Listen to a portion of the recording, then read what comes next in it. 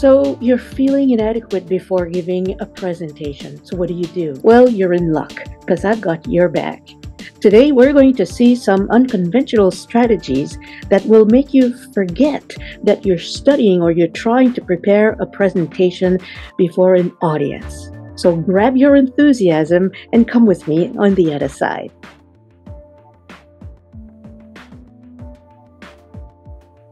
Hello everyone, I'm Marie-Josée from Powerful Communication.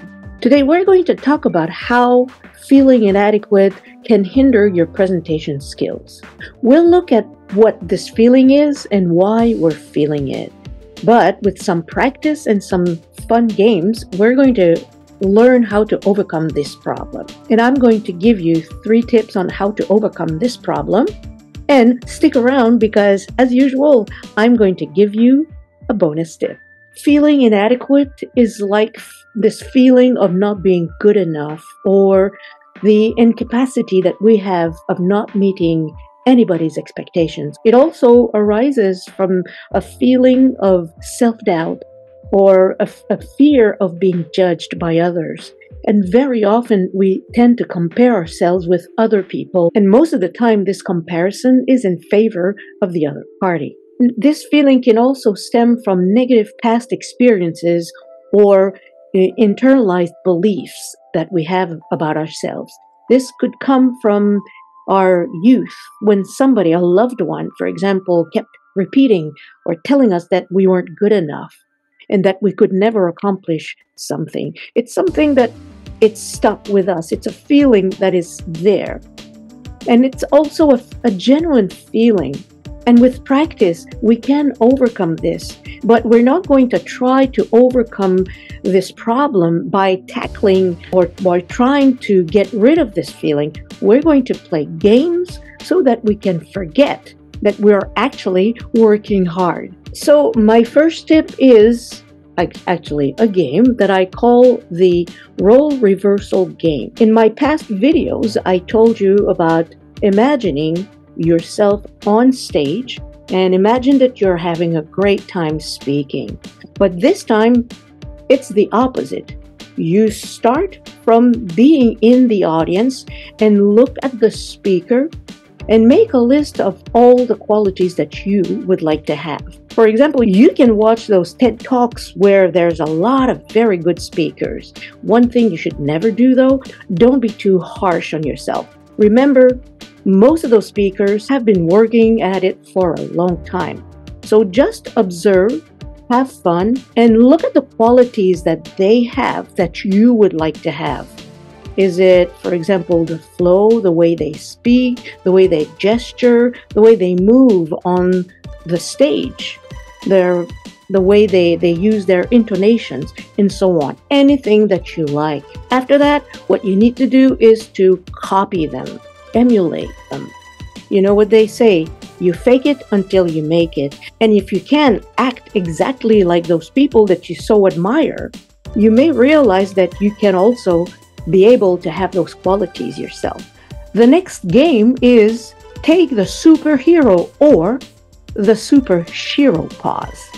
If you're feeling small and insignificant on stage, taking the pause of a superhero can give you confidence and strength, whether it be Superman or Wonder Woman. Research shows that taking a powerful pause can give you strength and confidence in yourself. Before you get on stage, let's say 1 minute and 30 seconds, either open your arms wide or put them on your hips and take this pause just before you get on stage. When I do myself this experience, I often use statements that I speak out loud with a powerful voice. I tell myself that I'm great, I'm a wonderful public speaker, I can do anything I want, I can get all the success I want.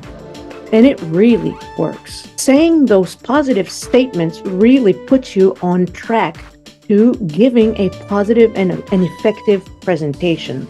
There's a quote by Henry Ford that says, if you think you can do it, or if you think you can't, you're right. So you might as well choose a powerful and positive statement.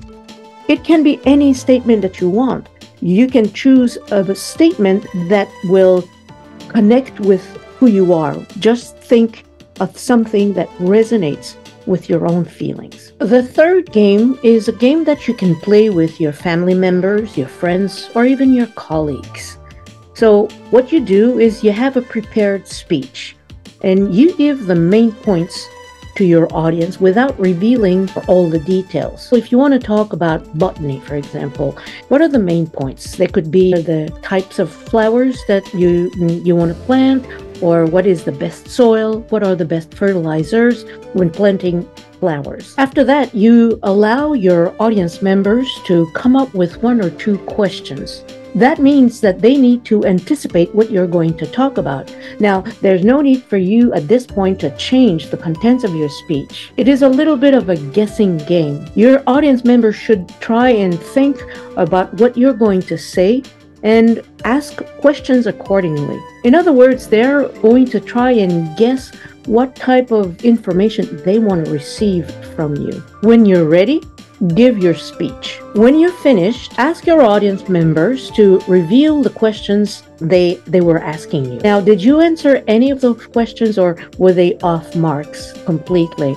And if the group of questions that you received, were there any questions that you could have answered?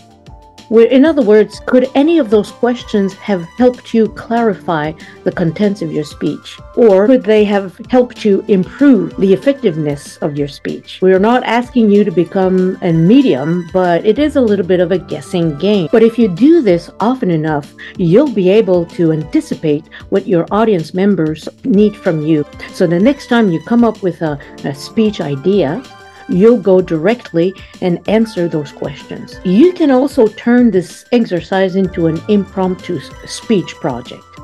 This will probably require a little bit of a brainstorming session with your audience. See, you come up with a speech topic that you haven't written yet. Together, you decide on basically what you want to talk about, giving one topic and 1 subpoint, 1 or 2 subpoints, and then again, your audience should come up with some questions. This time around, you need to anticipate what those questions are going to be about. So if you get used to it, again, this will help you understand the needs of your audience. And the next time you are actually writing a speech, it will be much easier to focus on your audience's needs. And now for the bonus tip is when you're about to give a speech, when you're about to write your speech, you can also do this as an impromptu exercise where you feel you lack the vocabulary. So what you can do is you go to ChatGPT, give it a topic, and ask Chat to give you a list of beautiful words like adjectives, adverbs, even verbs that are related to the topic that you want to give it. Now, not a very long list. Take maybe 3-4 words that you will integrate in your speech, whether it's the spoken form or the written form, in a natural way. This is one of the best ways to keep your audience engaged. Well, that's it for today, everybody. I hope you can use those tips and improve your public speaking skills. I know I've had fun making this video for you, so I hope that those strategies will help you improve. As always, if you liked this video, please consider giving it a like, sharing with your friends and colleagues, and subscribe to my channel. This really, really helps me. In my next video, I want to talk about the fear of becoming physically ill before giving a presentation. If you also have some other fears that you'd like to tackle, check out my other videos by clicking on the links below. In the meantime, I'll see you in my next video. Goodbye.